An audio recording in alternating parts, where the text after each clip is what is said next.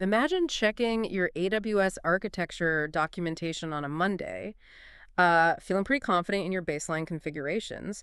And then by Friday, 81 foundational rules for how you build, secure, and deploy workloads at scale have just been completely rewritten. Yeah, I mean, that is exactly what happened between June 15th and June 19th of 2026. it is. It's honestly a staggering volume of updates for a single week. Yeah. But, what really matters here isn't the quantity. It's that the underlying primitives of the cloud are being fundamentally upgraded. Right.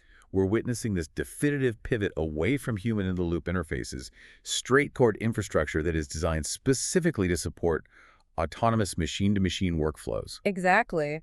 And welcome to this week's deep dive. Our mission today is to really cut through the noise of those 81 official release notes and synthesize the architectural shifts that you actually need to understand. Yeah, we're skipping all the superficial console patches today. Right. Sure. Strictly focusing on the new capabilities that will dictate how you design resilient systems moving forward. And I think the undeniable center of gravity for this week is the deployment architecture for autonomous AI agents. Oh, absolutely. Yeah. And the anchor for that shift is the general availability of the Agent Core harness in Amazon Bedrock. Huge update. Right.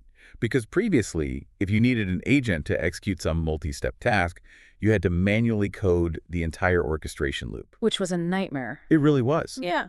You were responsible for, managing context window limits, persisting state across multiple turns, handling error recovery when a tool invocation inevitably failed. And figuring out how to retry gracefully. Exactly. Yeah. But now, Agent Core Harness just absorbs that entire orchestration layer as a managed service.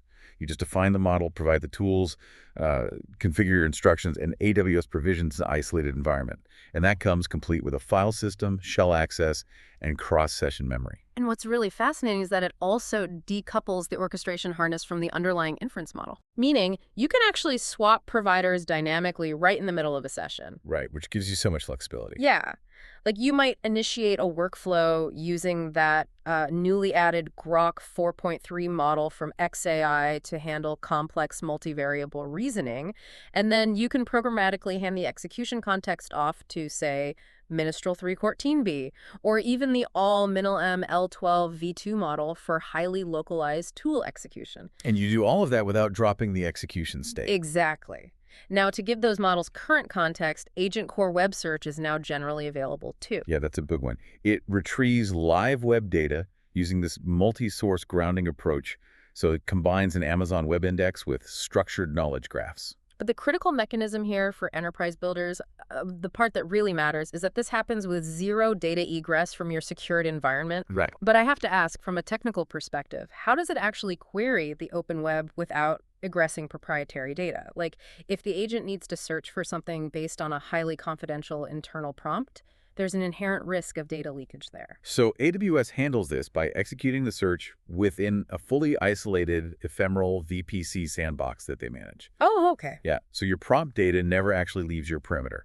The service abstracts the search query, executes the retrieval in that isolated environment, and then it strips the return HTML down to heavily formatted Markdown. So it only passes the parsed text back into your model's context window. That makes sense. But, giving an autonomous agent access to live data and a shell environment still introduces severe risks. Oh, massive risks. Right. Which totally explains why the security updates this week scale so aggressively alongside the compute capabilities. Like, the agent toolkit now supports safe secrets handling natively via AWS Secrets Manager. Yes, fine. Instead of retrieving an API key and just holding it in memory, the toolkit actually intercepts the agent's request. It resolves the secret reference to the actual value in a completely separate child process and then executes the call. So the plaintext secrets never enter the model's context window at all. Right, and they aren't written to the session logs either. And building on that strict isolation, Bedrock Agent Core memory now enforces strictly consistent metadata. This is huge for multi-tenant systems. It really is. Yeah. Instead of relying on an LLM to probabilistically infer metadata tags during data extraction. Which we all know is notoriously prone to hallucination. Exactly. Instead of that, you attach metadata directly from your application layer, so it bypasses LLM inference entirely. If you're building multi-tenant architectures, this guarantees that records from different tenants are never ever merged based on semantic similarity. Because you want strict programmatic boundaries, not probabilistic guesses. Right. And for even further control, they launched the Invoke Guardrail Checks API. So this gives you granular per-request control over which Bedrock guardrails evaluate each specific step of an agent loop. But, this security update that I think really changes the baseline for regulated industries is Bedrock Guardrails adding automated reasoning checks. This is live in the Sydney region now. Yeah, let's dig into that, because this isn't just a better sampling algorithm. No, it's formal mathematical verification of model outputs. It shifts validation from probabilistic assurance over to deterministic guarantees. Which is a massive paradigm shift. It really is, because traditional sampling-based testing, it always carries a margin of error. Yeah. But automated reasoning uses mathematical proofs to verify that an output strictly adheres to defined business logic. Right. If you're deploying generative AI in financial services or healthcare, deterministic validation isn't a nice-to-have. It's a hard compliance requirement. And now it's just a primitive available at the guardrail layer. Exactly. And the push toward autonomous operations goes beyond just internal agents, too. AWS Continuum launched this week. Yeah, this was wild to read about. Right. It provides the ability to discover vulnerabilities, validate the exploits in isolated sandboxes, and autonomously deploy remediation patches at machine speed. Machine speed, that's the key word this week. Yep. An AWS Security Agent was also updated to include automated threat modeling using the Stride format, and that integrates directly with Kiro and Claude plugins. So the security perimeter is clearly adapting to machine speed, but so is the edge network. And that brings us to a very significant update in how APIs are exposed and consumed. The AWS WAF AI traffic monetization update. Yes. AWS is now allowing you to charge AI bots for accessing your APIs using the BY 402 open protocol. So if a headless script requests your data, the web application firewall returns an HTTP 402 payment required response. The agent then executes a payment, and WAF issues a scoped access token.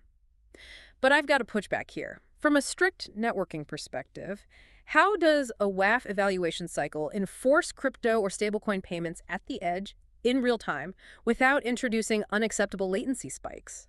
I mean, RAF rules need to evaluate in milliseconds. That is the exact right question. So it manages the latency by decoupling the cryptographic validation from the financial settlement. Oh, interesting. Yeah, so when the agent submits the subsequent request, it includes a cryptographic proof of payment.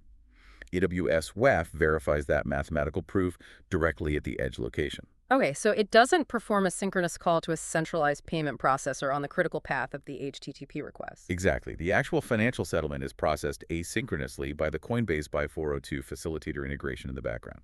So WAF issues the token and serves the response in a single cycle. It preserves edge performance while still enforcing monetization. That is incredibly clever. But, if you're going to deploy architectures where autonomous agents are fetching data, writing state, and executing crypto transactions at the edge, you immediately hit an observability and deployment wall when you push to production. Oh, absolutely. Like, how do you actually build and monitor these reasoning loops? And that requires looking at the massive updates to the developer experience this week, starting with the preview launch of AWS Blocks. Right, AWS Blocks. This is an open source TypeScript framework that allows developers to compose application backends locally without even needing an active AWS account. Which is something the community has wanted for years. Totally. It spins up a fully functional local environment. We're talking Postgres, authentication services, real-time messaging, and then when the application is ready, the exact same code runs on production AWS services without requiring any intermediate translation steps. Now, I have to be a bit skeptical here. Local to cloud frameworks are constantly requested to improve that developer loop, but they almost always create this really fragile proprietary abstraction layer. Does AWS Blocks actually bridge the gap from local development to production reality? Or is it going to force engineers to wrestle with CloudFormation or CDK deep in the weeds when a deployment inevitably breaks? It's a fair concern. AWS says it provides a paved road for standard deployments by maintaining type safety from the data schema all the way down to the infrastructure layer. Okay. But crucially, the release documentation explicitly states that developers can drop directly into the AWS CDK at any point for resource configuration. Oh, that's smart. Yeah, it is not a black box abstraction. You have the standard path, but when you hit a highly customized production edge case, that CDK escape hatch is immediately accessible. That's a relief. And maintaining existing code bases at this speed is just as difficult as deploying new ones. Oh. AWS Transform introduced continuous modernization capabilities this week. It autonomously detects technical debt across your repositories and can actually schedule automated remediation pull requests. Yeah, and for teams managing legacy architectures, Transform now supports model-to-model migration assessments. Which is huge. Right, plus automated FSX for ONTAP block storage migrations, and mainframe traceable reimagined workflow that literally maps legacy logic directly to modern cloud primitives. And speaking of autonomous workflows, AWS DevOps Agent now allows teams to deploy custom SRE agents capable of executing release management tasks.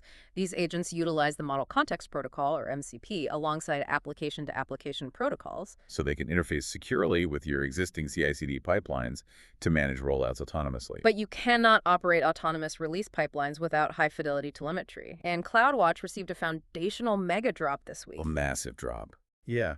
Most notably, CloudWatch now natively supports open telemetry metrics queried directly via PromQL using a per gigabyte ingestion pricing model. They also released CloudWatch Query Studio, which gives you a visual interface for both PromQL and native metrics insights. Right. Furthermore, CloudWatch Log Analytics launched. So this unifies logs insights, livetail, and contributor insights into a single console experience. And for those managing massive enterprise architectures, CloudWatch Metrics Centralization now supports cross-account and cross-region replication of metrics into a single destination account. The goal there is just complete visibility across distributed fleets without having to query multiple data silos. Exactly. And that visibility extends deeply into AI inference workloads too. Amazon SageMaker AI introduced native observability for inference endpoints. Right. Yeah, so rather than requiring manual instrumentation to correlate performance degradation, SageMaker now automatically publishes OpenTelemetry native metrics for time to first token, inter-token latency, and GPU health directly to your dashboards. But to support all this continuous modernization and these high-resolution metrics, the underlying hardware must be capable of digesting massive throughput. Oh, for sure. And the compute upgrades this week definitely reflect that demand. We saw the general availability of G7 instances featuring NVIDIA RTX PRO 4500 Blackwell GPUs. Plus P6B 200 instances, also Blackwell-based, launching in the Mumbai region. And the general compute layer is scaling just as aggressively to push processing power closer to the edge. C8i instances launched in Stockholm, powered by custom Intel Xeon 6 processors. C7i instances are now live in Tel Aviv. And for on-premises edge deployments, AWS Outposts racks added support for BMNC by 3A instances. These are AMD-based nodes, right? Yeah, AMD-based nodes delivering up to 800 gigabits per second of bare metal accelerated network bandwidth. 800 gigabits. That's incredible. Yeah. AWS also expanded nested virtualization support to a wider range of Intel platforms and the Gov Cloud regions, allowing builders to run hypervisors inside their EC2 instances for really specialized isolation requirements. Now, moving up from bare metal to the container orchestration layer, Amazon ECS introduced an update for service autoscaling that I think is one of the most important updates of the week. ECS now supports 20-second high-resolution metrics for target tracking. Yes. Based on AWS benchmarking, this improves total scale-out time from 363 seconds down to just 86 seconds. That is a 4.2x reduction in response time. And I want to highlight why that matters.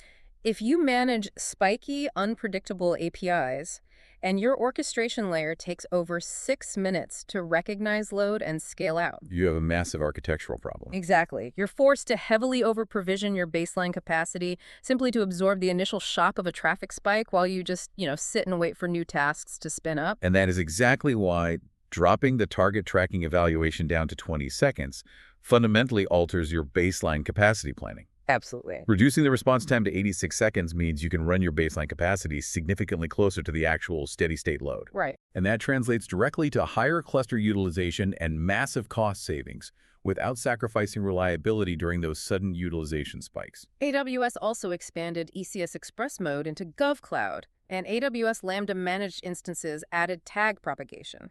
So tags applied to a Lambda function now automatically propagate to the underlying managed resources, like EC2 instances, EBS volumes, and elastic network interfaces. which is going to simplify cost attribution so much. Oh, absolutely. And on the Kubernetes side, Amazon EKS solves a major networking constraint by introducing customer-routed control plane egress. Right. This allows you to route outbound Kubernetes API server traffic, specifically things like admission webhook callbacks or OIDC provider lookups, directly through your own VPC. So if you have strict data perimeter requirements, you can now reach private webhooks accessible only within your internal subnets and govern that traffic entirely through your standard network security groups. And we saw several other critical networking updates aimed at strict isolation. AWS Management Console Private Access now functions completely without internet connectivity via VPC endpoints. Which is a hard requirement for air-gapped, secure facilities. Yep. AWS Sign-In introduced resource-based and control policies to restrict authentication flows based on network origin. Furthermore, Amazon MQ for RabbitMQ now supports private networking connectivity via Amazon VPC Lattice. Oh, that's great. That eliminates the need to configure complex network load balancers and NAT gateways just to handle broker federation and authentication. Exactly. In other networking and access updates, Route 53 DNS Firewall launched a preview of Palo Alto Network's advanced DNS security. GameLift introduced free network bandwidth and local container IP discovery to lower multiplayer hosting costs. AWS launched a new local zone in Hanoi. Workspace's personal added support for Ubuntu 24.04, and SNS added SMS messaging support in the Seoul region. Okay, but listen, you can provision all the 800 gigabit bare metal compute and isolated networking you want. It will sit idle if the data layer cannot feed it fast enough. Very true. And the storage and database scaling updates this week are clearly designed to match the throughput of that compute layer. Starting with object storage, Amazon S3 Vectors now supports 10,000 similarity search results per query, while simultaneously reducing query cost by up to 80% for massive indexes over 10 million vectors. But the storage primitive that I think fundamentally alters architecture design is S3 annotations. S3 annotations are wild. They allow you to attach up to 1 gigabyte of custom metadata directly to an individual S3 object. A full gigabyte. A full gigabyte. And this metadata is formatted in JSON, XML, or YAML. It travels natively with the object during cross-region replication, and it can be surfaced and queried using Amazon Athena via Apache Iceberg tables generated seamlessly by S3 metadata. Okay, but wait.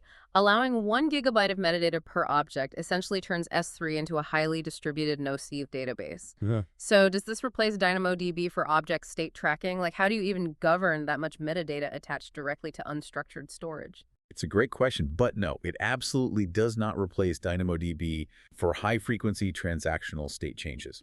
DynamoDB is engineered for consistent microsecond latency on highly concurrent read and write operations. Okay. S3 annotations are designed to solve the data discovery and grounding bottleneck for AI agents and analytics engines. Previously, to give an agent context about a petabyte-scale dataset, you had to build a fragile, decoupled indexing pipeline. Right, syncing the data and the index was always a pain. Exactly. Now, the schema, the origin source, the access permissions, and the semantic meaning are bound directly to the payload. It eliminates pipeline synchronization errors. And because it integrates with S3 metadata and Iceberg, you govern it using standard SQL access controls and IAM policies, just like any data lake table. That makes a lot of sense. To ensure the storage layer is highly available, Amazon FSx for OpenZFS introduced on-demand cross-region replication to opt-in regions. And FSx for Lustre Intelligent Tiering expanded to 13 new regions to optimize storage costs for bursty analytics workloads. And in the relational database space, Amazon RDS and Aurora push MySQL 5.7 extended support out to June 2029, affording engineering teams 3 additional years to execute major version upgrades. Which I know a lot of teams will be breathing a sigh of relief over. Oh, definitely. For Microsoft workloads, RDS for SQL Server launched X2-meter memory-optimized instances and increased GP3 volume limits up to 64 TB. That delivers 80,000 IOPS and 2,000 megabytes per second of throughput. We also saw the rollout of the Graviton 5 architecture, with M9G instances launching for RDS, PostgreSQL, MySQL, and MariaDB. And for teams testing the cutting edge, the RDS database preview environment added support for MariaDB at 12.3. The partnership between AWS and Oracle also deepened this week. Oracle Database at AWS now supports autonomous AI database serverless. Very cool. Yeah, allowing infrastructure teams to provision highly tuned Exadata environments directly from the AWS console without managing the underlying hardware lifecycle. And the analytics tools built on top of these databases were upgraded to parse business context faster. Redshift RG instances, powered by Graviton processors, expanded to new regions. AWS Glue Interactive Sessions added support for Spark Connect, and the Glue Data Catalog introduced semantic search capabilities infused with business context. AWS Health also added real-time workflow engine logs to CloudWatch, allowing bioinformatics teams to trace execution errors dynamically. And AWS Compute Optimizer enhanced its EBS volume recommendations by incorporating metrics for IOPS and throughput spikes, ensuring you aren't under-provisioning storage volumes for workloads with high variance in I/O demand. You know, all of these technical primitives, from the Blackwell GPUs to the Exadata databases, they ultimately had to be purchased, provisioned, and governed by an enterprise. Right. And the friction in that procurement lifecycle is exactly what AWS targeted with the ecosystem and marketplace updates this week. And they implemented highly aggressive friction removal strategies. First, they dropped the professional services listing fee down to 0.5%. Yeah. Second, they launched Express private offers.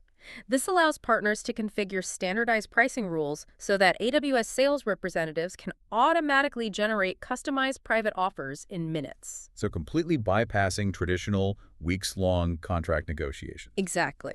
They also launched the Marketplace storefront to general availability, enabling partners to deploy branded catalogs on their own domains while all transactions flow seamlessly through the AWS billing infrastructure, supported by AI-assisted product listings. AWS Partner Central also deployed its own autonomous agents.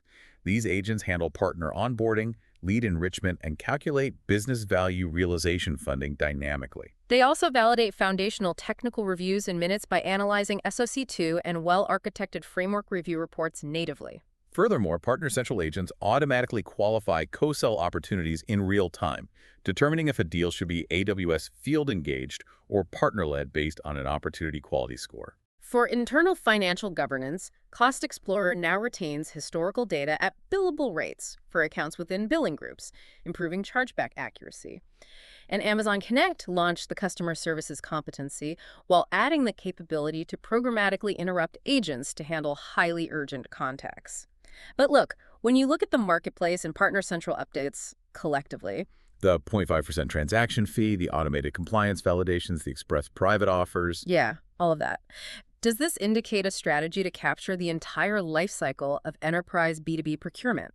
Like AWS is leveraging their unified billing infrastructure to make traditional fragmented vendor procurement a competitive and operational disadvantage. I think that's exactly what it is. It's been a staggering week of architectural shifts. I mean, we've gone from the raw silicon of Blackwell GPUs and custom Xeon 6 processors to querying OpenTelemetry via PromQL to S3 objects carrying a gigabyte of metadata natively. Yeah. The connective tissue across all 81 updates is the systematic removal of human bottlenecks to support machine speed operations. The infrastructure is being optimized for autonomous decision-making.